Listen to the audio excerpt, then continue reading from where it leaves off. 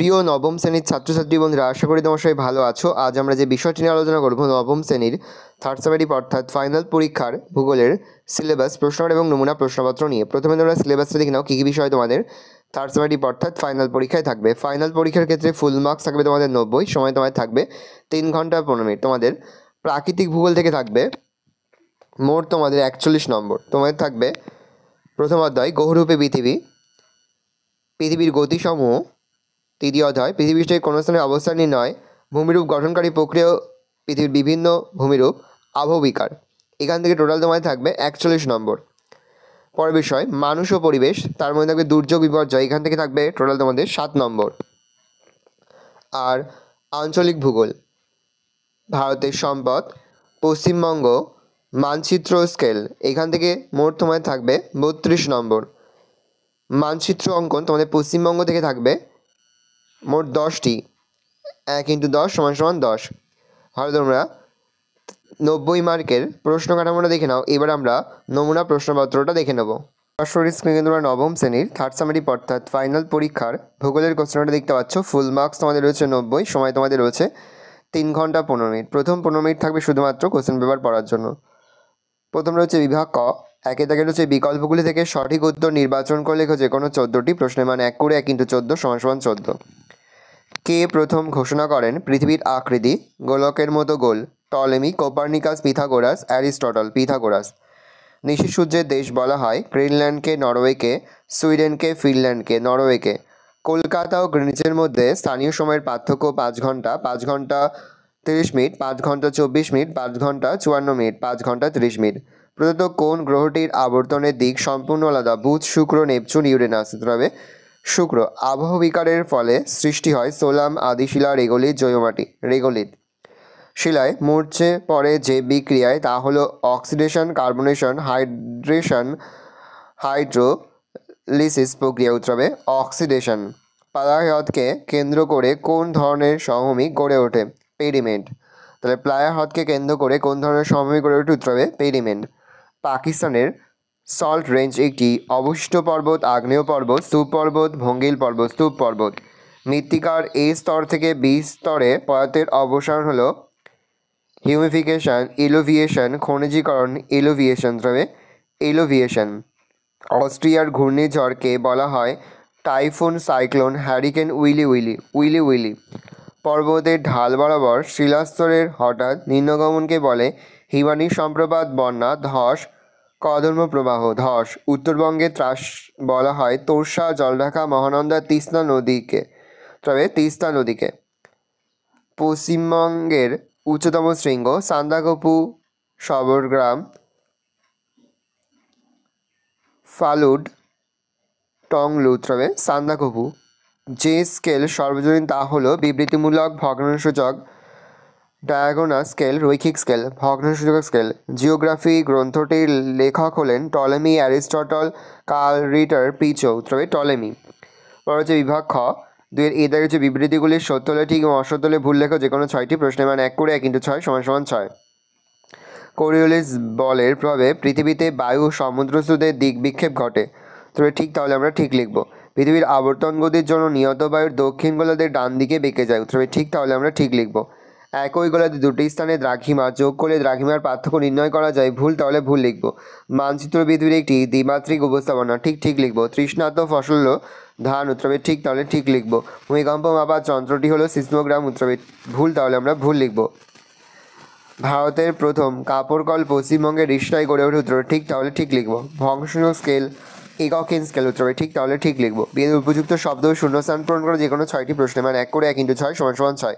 পৃথিবীর একবার পরিক্রমণ করতে সময় লাগে 365 দিন। ভারতের ভূবৈচিত্র্যমূলক মানচিত্র প্রকাশ করে ড্যাশ সংস্থা সার্ভে অফ ইন্ডিয়া।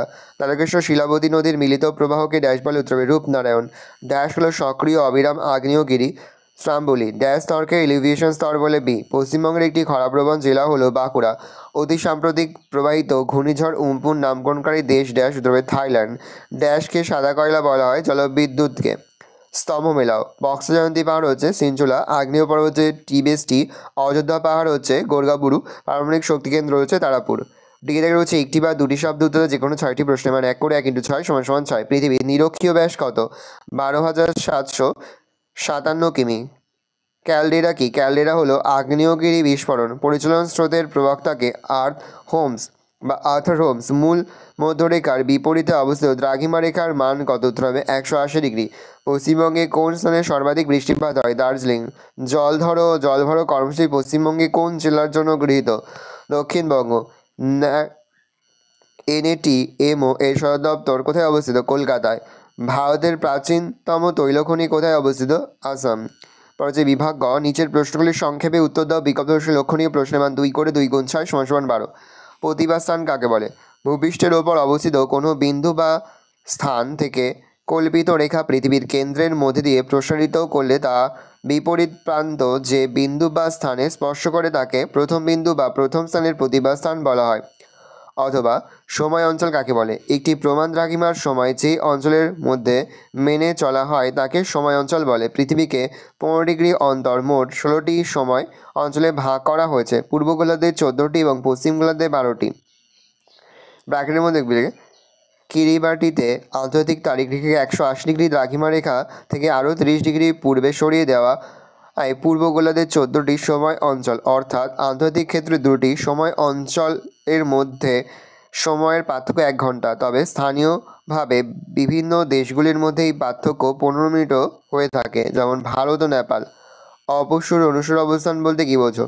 সূর্য থেকে পৃথিবীর গড় দূরত্ব 15 কোটি কিলোমিটার হলেও পৃথিবীর উপত্যকার কক্ষপথের একটি নাভিতে সূর্য অবস্থান করায় পৃথিবী থেকে সূর্যের দূরত্ব হ্রাস বৃদ্ধি ঘটে। এটি বোঝানো হয় অপসূর অনুসর অবস্থান দিয়ে। যেমন অপসূর অবস্থান পরিক্রমণের সময় 4 জুলাই পৃথিবী থেকে সূর্যের রৈখিক দূরত্ব বৃদ্ধি পেয়ে দাঁড়ায় 15 কোটি 20 লক্ষ কিমি। এই দিনটি অপসূর অবস্থান বলে। অনুসর অবস্থান পরিক্রমণের সময় 3রা জানুয়ারি পৃথিবীর সূর্যের রৈখিক দূরত্ব কমে দাঁড়ায় 14 কোটি 70 লক্ষ কিমি। এই দিনটিকে অনুসর অবস্থান বলে। অথবাদি রয়েছে 2টি স্তূপ পর্বতের নাম লেখো। ভারতের সাতপুরা, পশ্চিমঘাট পর্বত আর ফ্রান্সের ভোজ। পুঞ্জিত ক্ষয় কাকে বলে? আবহবিকারের ফলে সৃষ্ট বিয়োজিত চূর্ণ বিচূর্ণ শিলাখণ্ড, মৃত্তিকা প্রভৃতি পুঞ্জাকারে পিচ্ছিল তলের মাধ্যমে মাধ্যাকর্ষণ শক্তির টানে দ্রুত ও ধীরভাবে নিচে নেমে আসার সময় ভূগাত্রে যে ক্ষয় হয় তাকে পুঞ্জিত ক্ষয় বলে। অথবা ভঙ্গিল পর্বতে জীবাশ্ম দেখা যায় কেন? জীবাশ্ম অর্থাৎ জীবযুক্ত অশ্ব, জীব অর্থাৎ যার জীবন আছে, এবং অশ্ব শব্দের অর্থ শিলা বা প্রস্তর। কোনো জীবদেহ শিলায় পরিণত হলে বা প্রস্রীভূত হলে তাকে জীবাশ্ম বলে। সমুদ্রগর্ভে পলি জমে পাললিক শিলাস্তর গঠনের সময় সামুদ্রিক উদ্ভিদ বা প্রাণী দেহাবশেষ চাপা পড়ে যায়। কোটি কোটি বছর ধরে পলিস্তর চাপা ও ভূগর্ভের তাপে এই জীব দেহাবশেষগুলি প্রস্রীভূত হয়ে জীবাশ্মে পরিণত হয়, অর্থাৎ সমুদ্রগর্ভে পাললিক শিলাস্তরে জীবাশ্ম গঠিত হয়। পরবর্তীকালে পাত সঞ্চরণের কারণে বা গিরিজনী আলোড়নের ফলে যখন সমুদ্রগর্ভে এই পাললিক শিলাস্তর ভাঁজপ্রাপ্ত হয়ে ভঙ্গিল পর্বত রূপে ওপরে উঠে আসে, তখন জীবাশ্মগুলি ওই পাললিক শিলায় গঠিত ভঙ্গিল পর্বতেই থেকে যায়। এই কারণে ভঙ্গিল পর্বতে বিভিন্ন ধরনের জীবাশ্ম দেখা যায়। হিমালয় সম্প্রপাত কি? পর্বতের ঢাল বেয়ে মাধ্যাকর্ষণের প্রভাবে বিপুল পরিমাণ হিমরাশির বিস্তীর্ণ অঞ্চল জুড়ে নেমে আসার ঘটনাকে হিমালয় সম্প্রপাত বলে। সৃষ্টির কারণ অতিরিক্ত তুষারপাত, উষ্ণতা বৃদ্ধি, প্রবল বায়ুপ্রবাহ, ভূমিকম্প প্রভৃতি কারণে হিমালয় সম্প্রপাত হয়ে থাকে।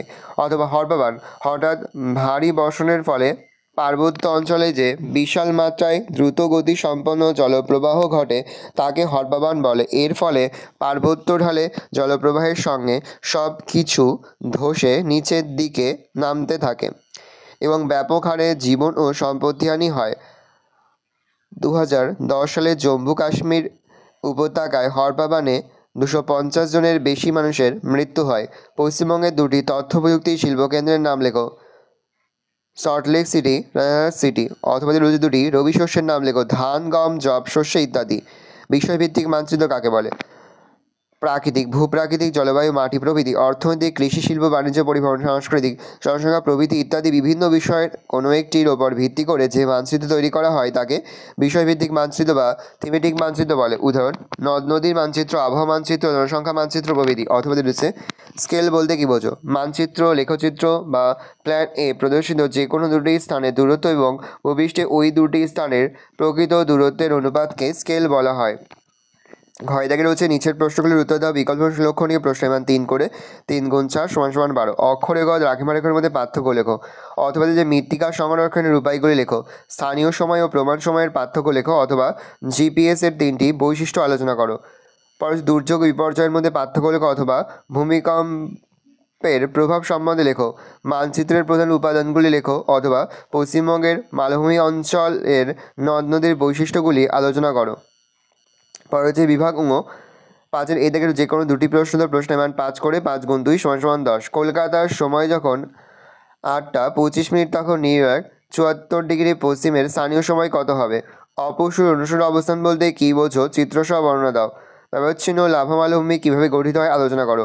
তাপের তারতম্যে যান্ত্রিক আবহবিকারের 3টি পদ্ধতি চিত্রসহ বর্ণনা দাও। বিয়েদের যে কোনো দুটি প্রশ্ন দাও, প্রশ্নের মান 5 করে। 5 গুণ 2 সমান সমান 10। কলকাতা বন্দর গড়ে ওঠার কারণগুলি কী কী? এই বন্দরের প্রধান সমস্যাগুলি আলোচনা করো। চা চাষের অনুকূল ভৌগোলিক পরিবেশগুলি আলোচনা করো। পশ্চিমবঙ্গের উত্তরের পার্বত্য অঞ্চলের ভূমিরূপ সম্পর্কে আলোচনা করো। হুগলি নদীর উভয় তীরে পাট শিল্প গড়ে ওঠার কারণগুলি সম্পর্কে আলোচনা করো।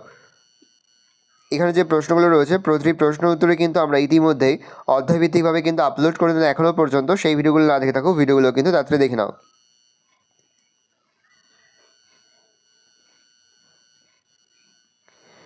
পরে তোমাদের রয়েছে 6 দাগে পশ্চিমবঙ্গের রেখা মানচিত্রে নিম্নলিখিতগুলি উপযুক্ত নাম ও প্রতীক সহ চিহ্নিত করো। প্রশ্নের মান 1 করে 1 × 10 সমান সমান 10। তরাই অঞ্চল, দামোদর নদ, ল্যাটেরাইট মৃত্তিকা, ম্যানগ্রোভ অরণ্য, ফারাক্কা জল তাপবিদ্যুৎ কেন্দ্র, রাঢ় অঞ্চল, অযোধ্যা পাহাড়, ধান উৎপাদক অঞ্চল, চা উৎপাদক অঞ্চল, একটি পাট শিল্প কেন্দ্র। ভালো করে দেখে নাও। এই রয়েছে টোটাল তোমাদের থার্ড সেমিস্টার অর্থাৎ ফাইনাল পরীক্ষার নবম শ্রেণীর ভূগোলের কোশ্চেন পেপার। ভালো কোশ্চেনটা দেখে নাও।